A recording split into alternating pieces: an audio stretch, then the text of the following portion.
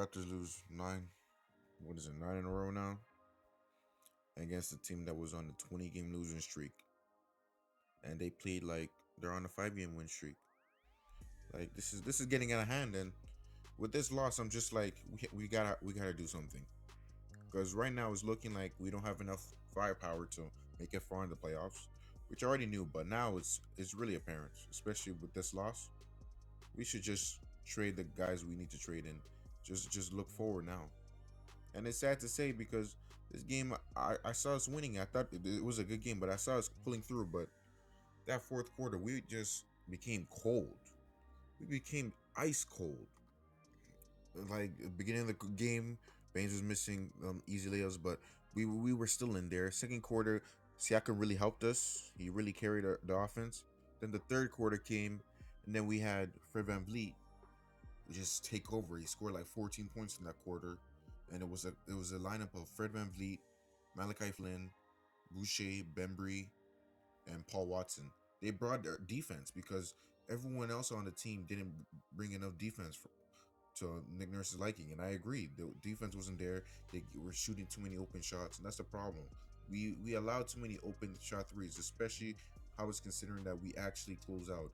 Like we have too many defensive lapses, and this is not something that Raptors fans are used to. Defensive lapses aren't what we're known for. And then after we couldn't hit threes consistently. Like Fred VanVleet, he had a really good game. He was in the passing lanes.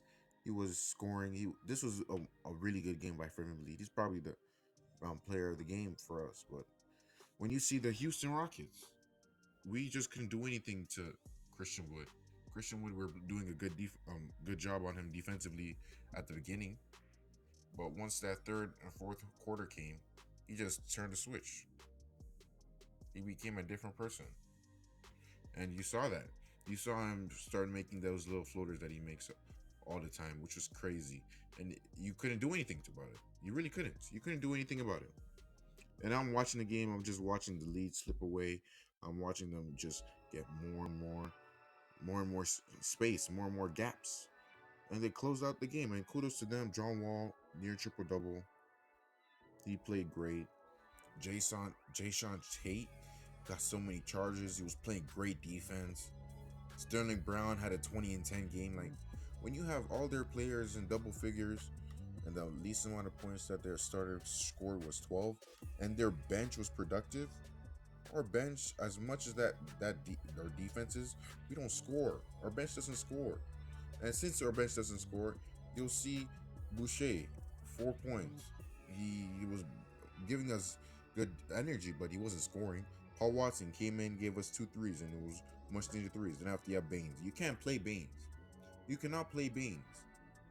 He's just inconsistent, even though he's mobile. And I like that he's mobile. He's a 7-footer that's mobile and can shoot a little bit.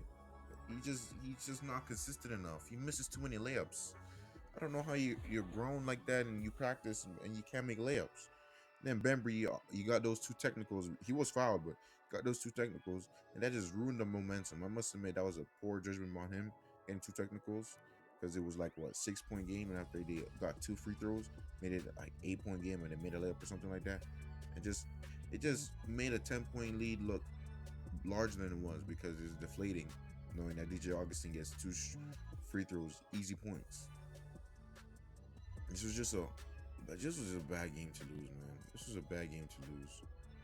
And I don't know, maybe it's the starting lineup how we have Siakam starting at center and we don't have Baynes because that's how we were playing before. We had Baynes as the starting center and then we had the only problem is you don't want Norman Powell coming off the bench because he's continued to play well. So Nick Nurse has to decide whether he should start Baynes or something like that to go back to our winning ways because right now the Siakam OG, even though he didn't play today because of resting, but that lineup should only be played like later on the fourth quarter. You don't bring it out at the beginning of the game because they're not warmed up. They don't click as much, you know. Because I feel like forcing the lineup is just forcing showing giving us failure, and now you're looking at it. Families played another 41-minute game, and it just went out to naught. We just did nothing This is a 9 straight loss, and I don't know what's to do, man.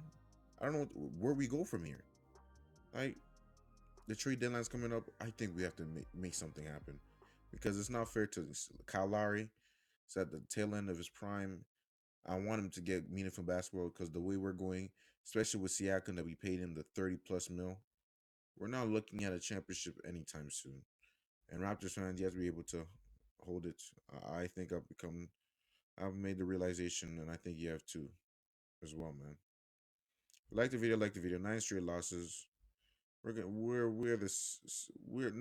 longest streak of losing. Now we're as bad as the Rockets because we lost to them. If you like the video, like the video. This is very disappointing. And peace.